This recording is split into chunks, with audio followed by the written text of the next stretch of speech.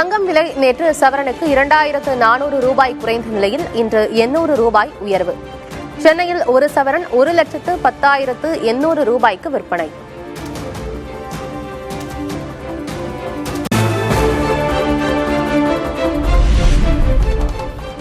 சென்னையில் 1 கிலோ வெள்ளியின் விலை 2,55,000 ரூபாயாக தொடர்கிறது. 255 ரூபாயாகவே நீடிக்கும் 1 கிராம் வெள்ளியின் விலை.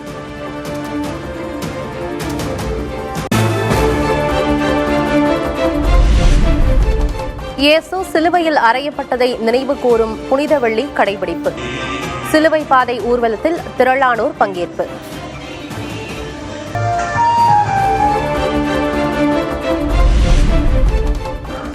சட்டமன்ற தேர்தலையொட்டி இன்று தமிழ்நாடு வருகிறார் பிரதமர் மோடி. புதுச்சேரியில் நடக்கும் தேர்தல் பரப்புரை கூட்டத்தில் கலந்து கொள்கிறார்.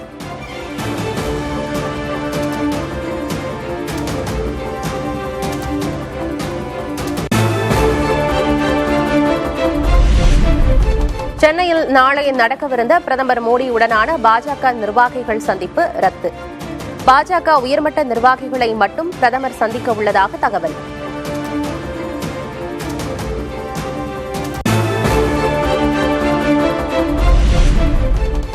எடப்பாடி பழனிசாமியின் ஓனர் பிரதமர் மோடி என கோவை பரப்புரையில் மு.க. ஸ்டாலின் விமர்சனம். கோவைக்கு பழனிசாமியும் மோடியும் செய்தது என்ன என்றும் கேள்வி. 10 ஆண்டு ஆட்சியில் இருந்தோம். அதிமுக ஆட்சி சாதனைகள் திட்டங்கள்னு பட்டியல் போட அவர்கிட்ட எதுவும் இல்லை. இந்த கஷ்டம் பழனிசாமியை விட அவருடைய ஓனருக்கார முதலாளி பிரதமர் மோடி அவர்களுக்கு இன்னும் அதிகம் இந்த பிரச்சனையில.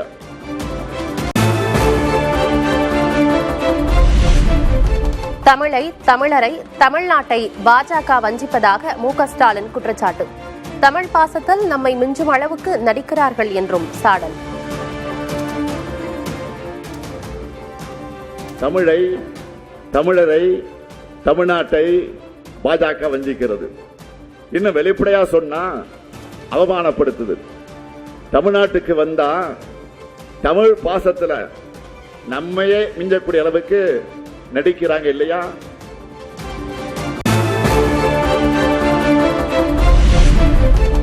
திமுக தலைவரும் முதல்வருமான மு.க. ஸ்டாலின் இன்று முதல் தென் மாவட்டங்களில் பரப்புரை. நெல்லை மாவட்டம் பாளையங்கோட்டையில் இன்று வாக்கு சேகரிப்பு.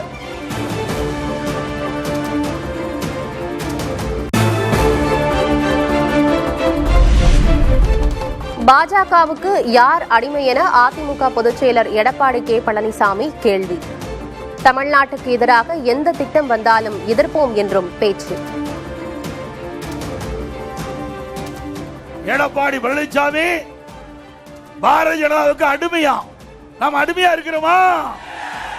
தமிழ்நாட்டுக்கு நன்மை விளைவிக்கக்கூடிய திட்டத்திற்கு ஆதரவு கொடுப்போம். தமிழ்நாட்டு மக்களுக்கு எதிராக எந்த வடிவத்திலே வந்தாலும் நாங்கள் அனுமதிக்க மாட்டோம், அதை எதிர்ப்போம்.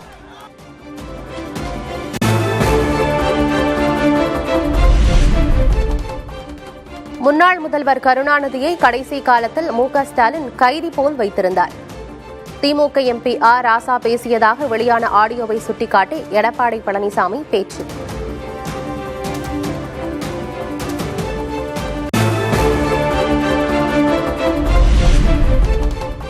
அதிமுக பொதுச் செயலரும் எதிர்க்கட்சித் தலைவருமான எடப்பாடி பழனிசாமி இன்று மாலை வாணியம்பாடியில் பரப்புரை. ராணிப்பேட்டை மாவட்ட வேட்பாளர்களை ஆதரித்து ஆற்காட்டில் வாக்கு சேகரிக்கவும் ஏற்பாடு.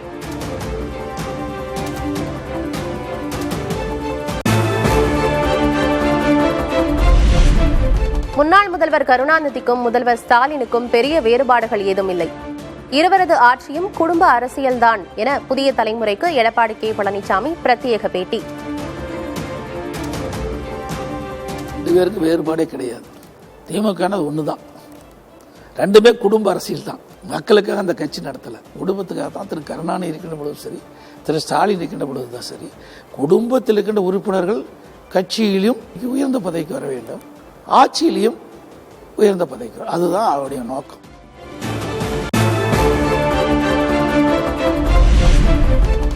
முதல்வர் ஸ்டாலின், அவரது மனைவி துர்கா, மகன் உதயநிதி, மருமகன் சபரீசன் ஆகியோரை தமிழ்நாட்டை ஆட்டி படைக்கும் அதிகார மையங்கள். அதிமுக பொதுச் செயலர் எடப்பாடி கே பழனிசாமி விமர்சனம். தமிழகத்தில் பார்த்தீங்கன்னா 4 அதிகார மையம் இருக்குது. திரு ஸ்டாலின் ஒன்று, திரு உதயநிதி ஸ்டாலின் ஒன்று, திரு ஸ்டாலினுடைய மருமகன் சபரீஸ், 4வது திரு ஸ்டாலினுடைய மனைவி துர்கா அவர்கள். 4 அதிகார மையங்கள் தமிழகத்தை ஆட்டி படைச்சிக்கிட்டு இருக்குது. இது எல்லோருக்கும் தெரிஞ்ச விஷயம்தான். ஆக அது ஒரு குடும்ப சூழ்நிலையில் இந்த அரசாங்கம் செயல்பட்டு இருக்குது.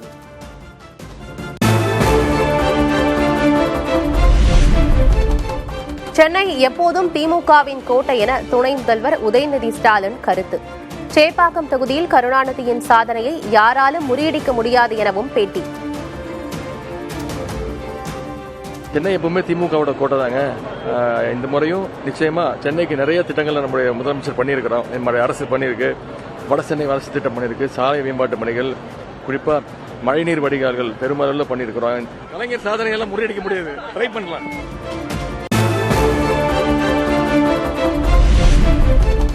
நேரடி அரசியல் களத்துக்கு வந்தார் முதல்வரின் மருமகன் சபரீசன். திமுக முதல் குடும்பத்தில் அடுத்த அரசியலர் அறிமுகம்.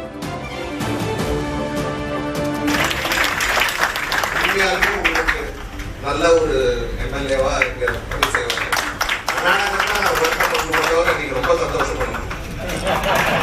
ஏன்னா அவர் உண்மையா உங்களோட குறைகளை தீர்ப்பான்ற நம்பிக்கை தலைவருக்கு இருக்கு, கட்சிக்கு இருக்கு. மேலும் அண்ணனோட வழிகாட்டுதலோட கார்த்திக் வந்து டெஃபினட்டா இங்க நல்லா செய்வார்.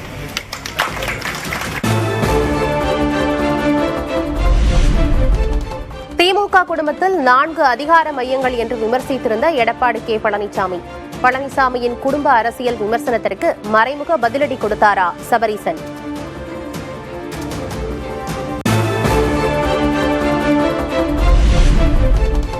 இரு தொகுதிகளில் போட்டியிடும் நிலைமையில் விஜயின் தன்னம்பிக்கை இருக்கிறது.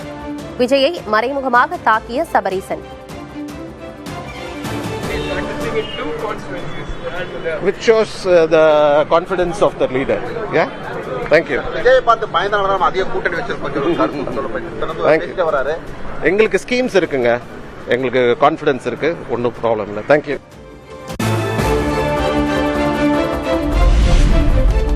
சட்டமன்ற தேர்தலில் தமிழக வெற்றிக் கழகம் போட்டியிடுவது திமுகவின் வெற்றியை பாதிக்காது. திமுக மீண்டும் ஆட்சி அமைக்கும் என்பதில் எந்த சந்தேகமும் இல்லை என்றும் சபரீசன் பேட்டி.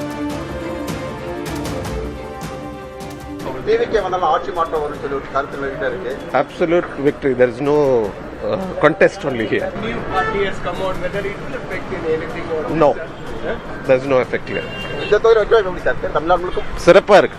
மீண்டும் ஆட்சி திமுக வரும். 100% வரும்.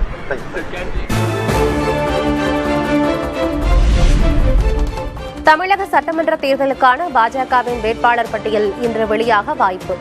வேட்பாளர்களை அறிவிக்க சென்னை வருகிறார் பாஜக மேலிட பொறுப்பாளர் பியூஷ் கோயல்.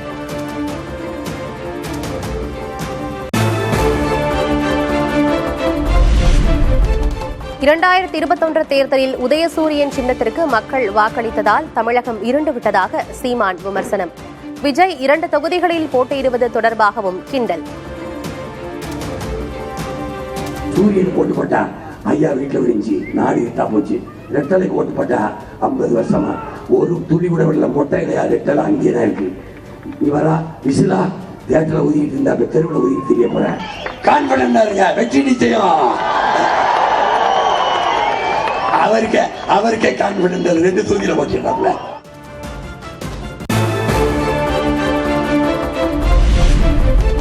காங்கிரஸ் வேட்பாளர்கள் யார் என்பதில் 85% தேர்வு செய்யப்பட்டுவிட்டது. டெல்லியில் ஆலோசனை கூட்டத்திற்கு பிறகு தமிழ்நாடு காங்கிரஸ் கமிட்டி தலைவர் செல்வ பெருந்தகை பேட்டி. ஏறக்குறைய 85 விழுக்காடு தொகுதிகளில் வேட்பாளர்களை அடையாளம் கொண்டிருக்கிறார்கள்.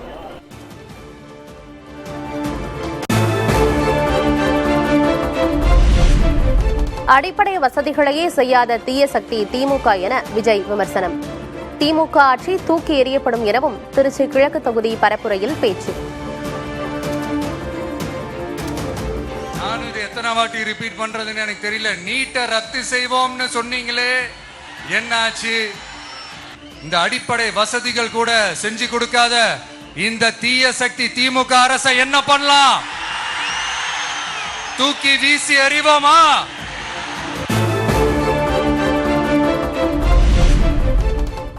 ஜனநாயகன் படத்தை வெளியிட விடாமல் கூட்டு சூழ்ச்சி நடப்பதாக விஜய் குற்றச்சாட்டு. தனக்கு நீதி வேண்டும் என்றும் திருச்சியில் பேச்சு. இந்த கரூர் நிகழ்ச்சி சூழ்ச்சின்னு பலர் சொல்றது மாதிரி நம்ம கடைசி படமான ஜனநாயகன் அதான் இந்த தேர்தலில் நமக்கு மிகப்பெரிய ஆயுதமா மாறிடுமோன்னு ஒரு கூட்டு சூழ்ச்சி. அதனால உங்களுக்காக நீதி கேட்க வந்த எனக்கும் சேர்த்துதான் நீதி வேண்டும்.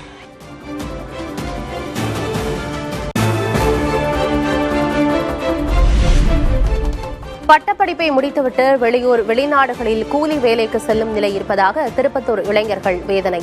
மாவட்டத்திலேயே ஐடி நிறுவனம் தொடங்க மக்களுடன் புதிய தலைமுறை நிகழ்ச்சியில் வேண்டுகோள். ஒரு பிஇ சிவில் இன்ஜினியர் பண்ணவன் சிங்கப்பூர்ல போய் டவர் கட்டுற வேலைக்கு போயிட்டு இருக்காங்க. இங்க ஒரு பெரிய டிகிரி படிச்சவங்க பெங்களூர்ல போய் பானிபூரி கடை வைக்கிற சூழ்நிலை தான் இருக்கு. திருப்பத்தூர் மாவட்டத்தில் வேலை வாய்ப்பே இல்லைங்க.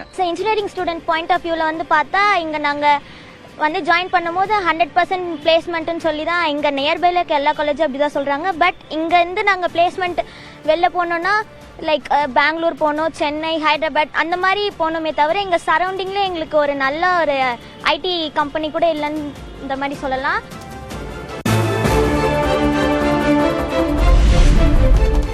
தமிழ்நாடு சட்டம் ஒழுங்கு டிஜிபியாக நியமிக்கப்பட்ட சந்தீப் ராய் ரத்தோர் பதவியேற்பு.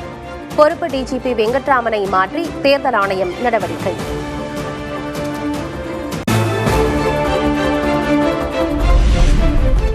சேலம் மாவட்ட ஆட்சியர் பிருந்தாதேவி மாற்றப்பட்டு அருண் தம்புராஜ் நியமனம். தூத்துக்குடி ஆட்சியர் இளம்பகவத்தை மாற்றி விஷு மகாஜனை நியமித்தது தேர்தல் ஆணையம்.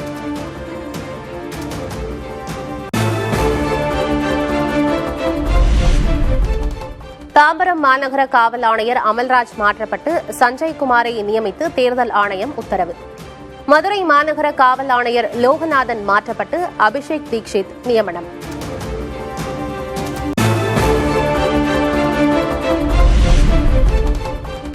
மேற்கு மண்டல ஐஜி சரவண சுந்தரை மாற்றியது தேர்தல் ஆணையம். புதிய ஐஜியாக ரம்யா பாரதியை நியமனம் செய்து உத்தரவு.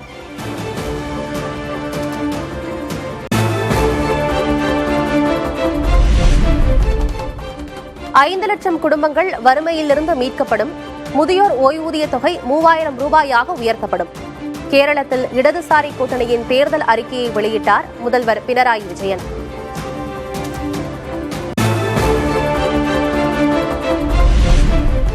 அரசு பேருந்துகளில் பெண்களுக்கு இலவச பயணம். கல்லூரி செல்லும் மாணவிகளுக்கு மாதத்திற்கு 1000 ரூபாய் உதவித்தொகை. கேரள சட்டமன்ற தேர்தலில் காங்கிரஸ் கட்சி வாக்குறுதி.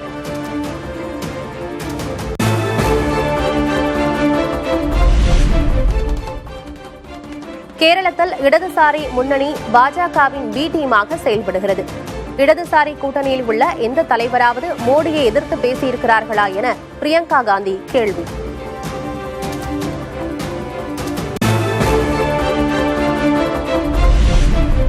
சென்னை எழும்பூர் ரயில் நிலையத்தில் இன்று முதல் 44 மின்சார ரயில்கள் மீண்டும் இயக்கம்.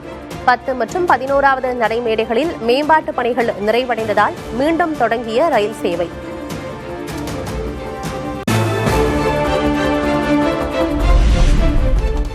கோவை வெள்ளியங்கிரி மலையேறிய கல்லூரி மாணவர் மயங்கி விழுந்து உயிரிழப்பு. உடல் தகுதியை உறுதி செய்த பின்னரே மலையேற வேண்டும் என வனத்துறை எச்சரிக்கை.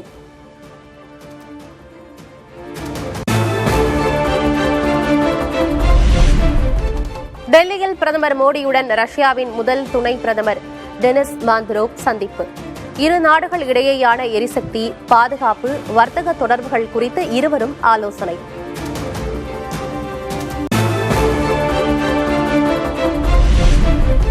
கால தாமதம் ஏற்படும் முன்பு ஒப்பந்தம் மேற்கொள்ள ஈரானுக்கு அமெரிக்க அதிபர் டிரம்ப் மீண்டும் நிர்பந்தம்.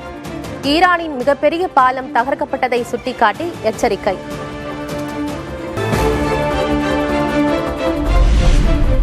இஸ்ரேல் நகரங்களை குறிவைத்து தொடர் தாக்குதல் நடத்தும் ஈரான் ராணுவம்.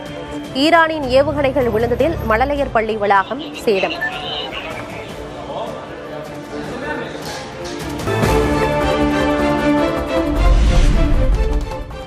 ஹோர்முஸ் நீரிணை வழியாக தடையற்ற கப்பல் போக்குவரத்தை மேற்கொள்ளும் விவகாரம். பஹ்ரைன் கொண்டு வந்த தீர்மானம் மீது ஐநாவில் இன்று வாக்கெடுப்பு.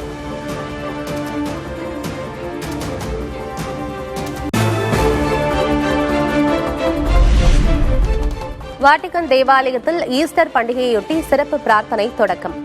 பாதம் கழுவும் சடங்கில் போப் லியோ பங்கேற்பு.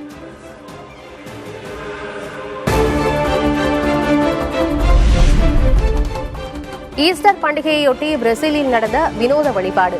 கைகளில் தீப்பந்தங்களுடன் முகமூடி அணிந்த கிறிஸ்தவர்கள் வீதிகளில் பேரணி.